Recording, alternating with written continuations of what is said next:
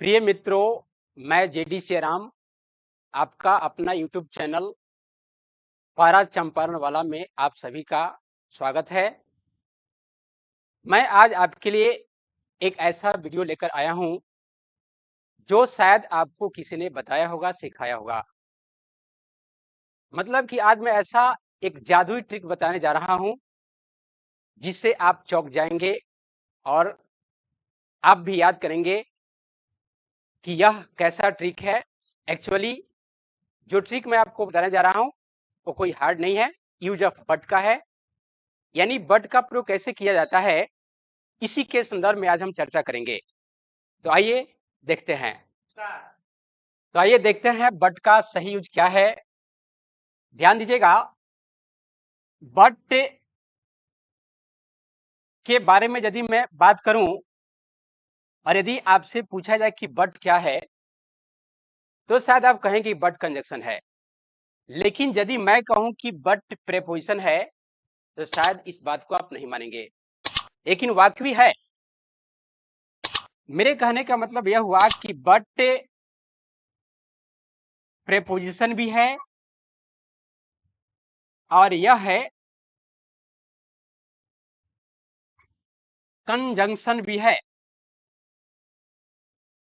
जिस चीज को अभी मैं आपको बताने जा रहा हूं, मैं वादा करता हूं कि ये चीज 95% लोगों को पता नहीं होगा। आप भी बहुत सारा यूट्यूब देखते होंगे, आप खोज के देख लीजिए, बट का प्रयोग कहीं आपको नहीं मिलेगा। बट का एक ऐसा यूज बताने जा रहा हूं जिसे आप याद करेंगे कि वाकई में बट क्या होता है और बट का सही प्रयोग क्या होता है। तो ध्यान देना बाबू, मैंने कहा कि बट प्रेपोजिशन भी है और कंजक्शन भी है। अब आपको जानना होगा कि बट प्रेपोजिशन कब होगा और कंजक्शन कब होगा। इस बात को समझने के लिए मैं यहां नोट में कुछ लिखना चाहूंगा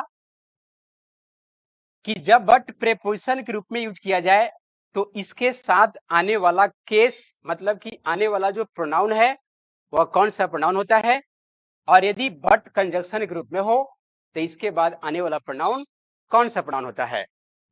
इस बात की जानकारी के लिए मैं आपको प्रोनाउन से संबंधित कुछ बात बताना चाहूंगा।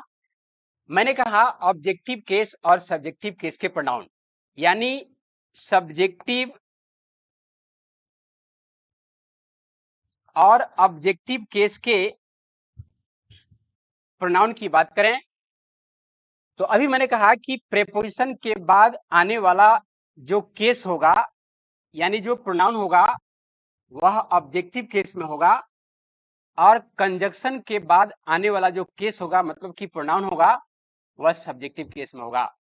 देखिए, अभी मैंने आपको बताया नहीं कि प्रेपोजिशन के रूप में बट कब आएगा और बट कंजक्शन के रूप में कब होगा। अभी मैंने आपको बताया कि बट जब प्रेपोजिशन के रूप में आए तो इसके बाद आने वाला जो केस होता है, मतलब कि प्रोनाउन होता है, वह ऑब्जेक्टिव केस में होता है, और बट यदि कंजक्शन के रूप में हो तो इसके बाद आने वाला जो केस, मतलब कि प्रोनाउन होता है, वह सब्जेक्टिव केस में होता है। अब मैं इन दोनों के बारे में चर्चा करूंगा कि सब्जेक्टिव केस और ऑब्जेक्टिव केस की पहचान कैसे करते हैं। इस बात को बेहतर समझने के लिए जरा इस फिगर को देखेंगे। मैं दूसरे फिगर पर, दूसरे पेज पर आता हूं, इस पेज को देखेंगे ध्यान से।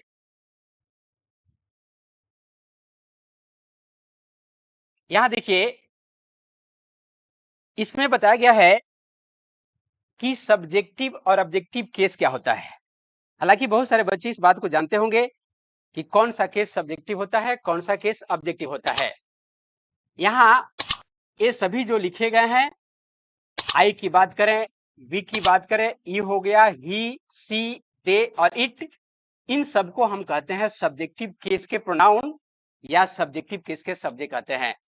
जिनका ऑब्जेक्टिव होता है, शायद बहुत लोग जानते होंगे, आई का ऑब्जेक्टिव मी होता है, वी का अस होता है, और यू का यू ही रहता है। यानी यू जो है वह सब्जेक्ट और ऑब्जेक्ट में दोनों में सेम होता है। उसी तरह से इट का भी सब्जेक्ट और ऑब्जेक्ट सेम ही होता है।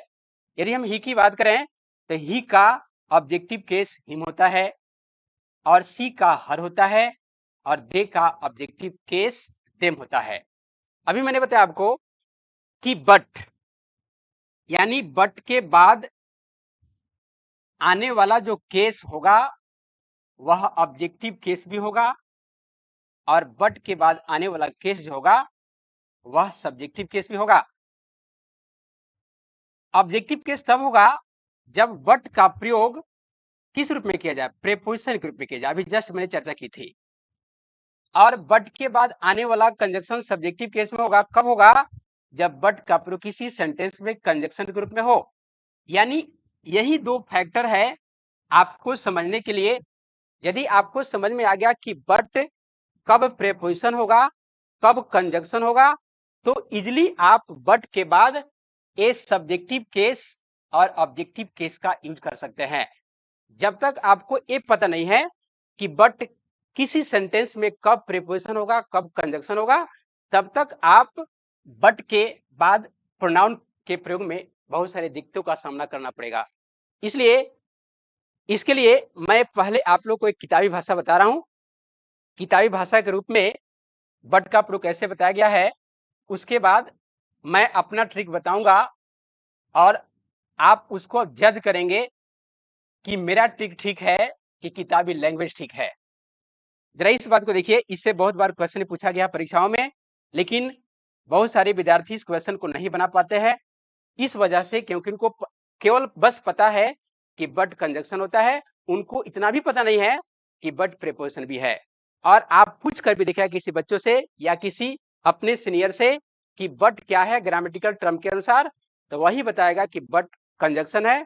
शायद वो आपको नहीं बता पाएगा कि बट प्रीपोजिशन है, लेकिन इस बात को याद रखिएगा कि बट प्रीपोजिशन भी है और कंजक्शन भी है। देखिए यहाँ किताबी लैंग्वेज में लिखा गया है कि जब किसी सेंटेंस में all, none, every, any, no, nothing, everything, nobody, anybody, everybody, anyone, everyone, anywhere, यानी जब ये सभी प्रोनाउंस हैं, जब किसी सेंटेंस में इनमें से कोई भी आ जाए तो इनके बाद बट के बाद ऑब्जेक्टिव केस का प्रयोग होता है। और देखिए यहाँ नोट में लिखा हुआ है कि इनमें से किसी के भी बाद, इनमें से मतलब कि इनमें से किसी के बाद बट आए, देखिए इनमें से किसी के बाद बट आए तो वह प्रीपोजिशन होता है, जैसा कि मैंने कहा भी पहले आपसे। और इसका अर्थ होता है एक्सेप्ट। एक्सेप्ट का हिंदी अर्थ होता है के सिवाय। और देखिए स्पष्ट लिखा हुआ है, इसके बाद अगर कोई प्रोनाउन आता है, मतलब कि इसके बाद यदि कोई केस आता है, यानी केस रूपी प्रोनाउन आता है, तो वह हमेशा ऑब्जेक्टिव फॉर्म में होता है।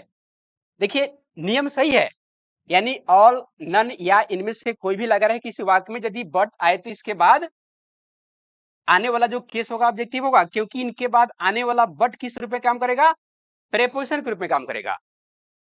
यदि आपको ये बात मेरी समझ में ना रही है तो आप इस वीडियो को एक बार और देखेंगे, बिल्कुल समझ में आ जाएगा, क्योंकि यह नियम काफी इंपॉर्टेंट है और इस नियम से कई बार परीक्षाओं में क्वेश्चंस भी आए हैं।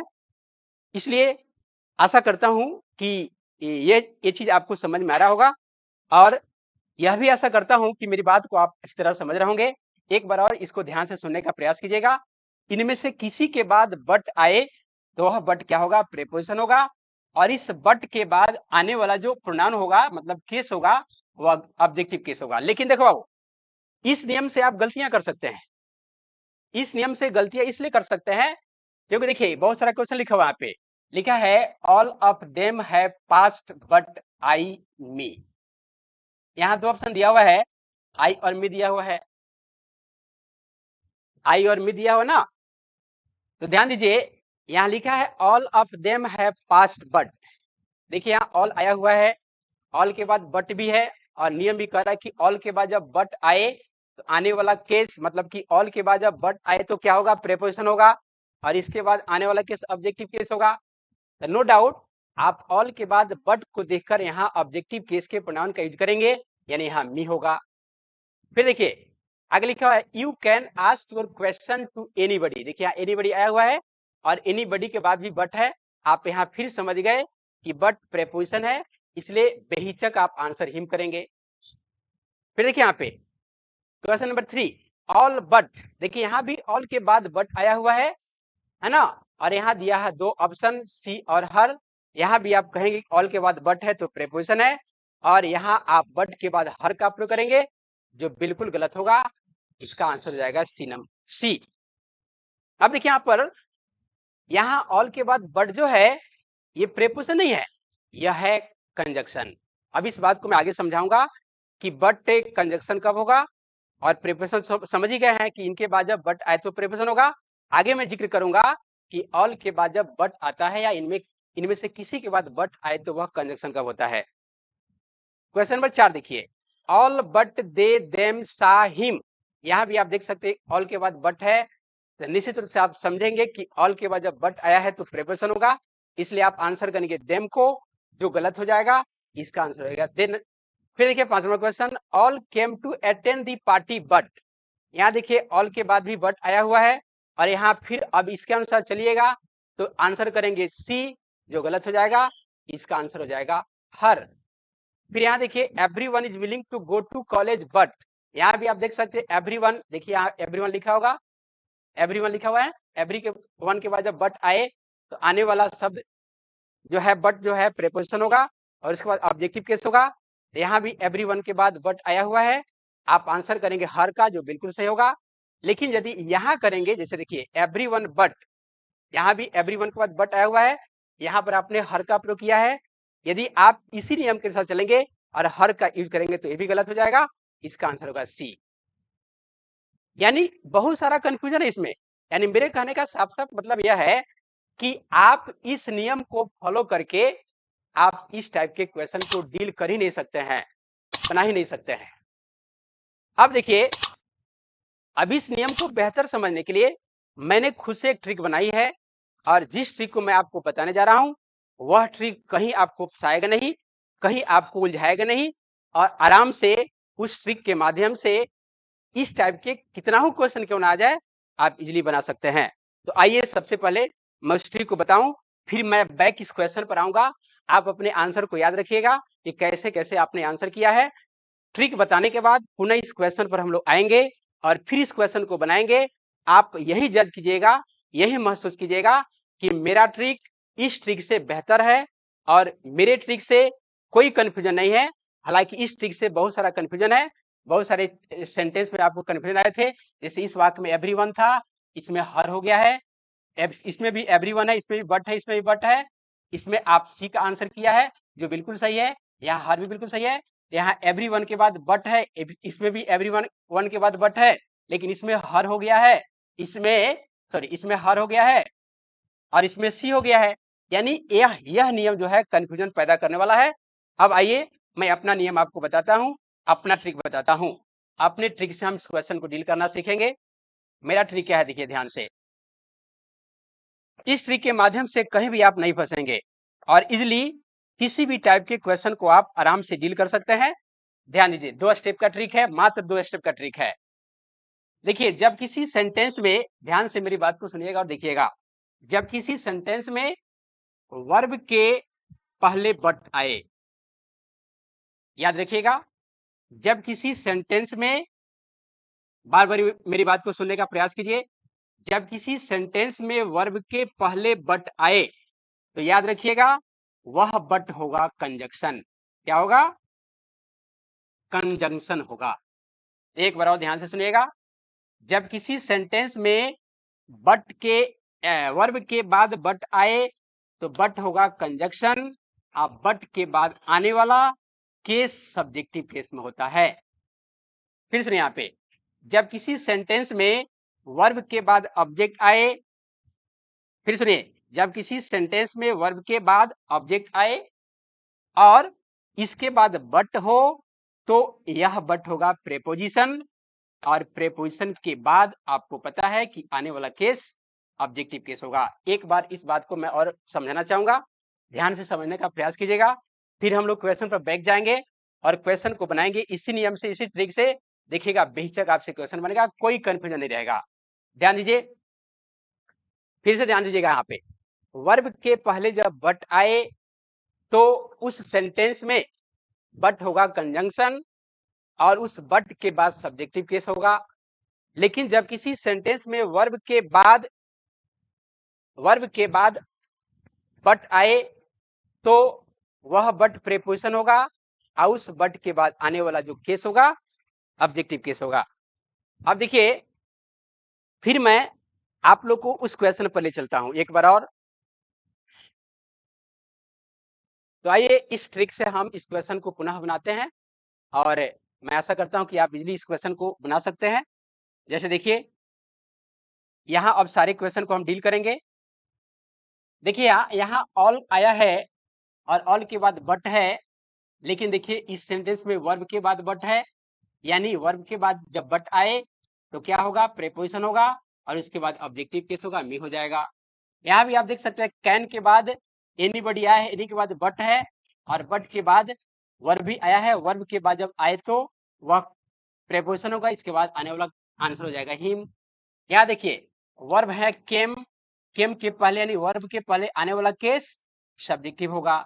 यहाँ भी आप देख सकते हैं ऑल के बाद बट है और यहाँ वर्ब है, वर्ब के बाद सब्जेक्टिव केस होगा। यहाँ आप देख सकते हैं केम वर्ब है, वर्ब के बाद बट है, बट के बाद आने वाला केस ऑब्जेक्टिव होगा। यहाँ एवरीवन है, इज वर्ब है, इज के बाद बट है यानी वर्ब के बाद है, इसलिए ऑब्जेक्टिव होगा। यहाँ देखिए वर्ब के पहले है यानी सब्जेक्टिव हो जाएगा। यानी उस ट्रिक से आप इस क्वेश्चन को इजीली बना सकते हैं। आशा करता हूं कि यह ट्रिक आपको बेहतर समझ में आया होगा और इस ट्रिक से आप बेनिफिटेड हुए होंगे। यदि यह ट्रिक आपको अच्छा लगा है तो इस वीडियो को लाइक कीजिए, शेयर कीजिए और आगे बढ़ाइए और हमारे चैनल को ऊंचाई तक पहुंचाइए।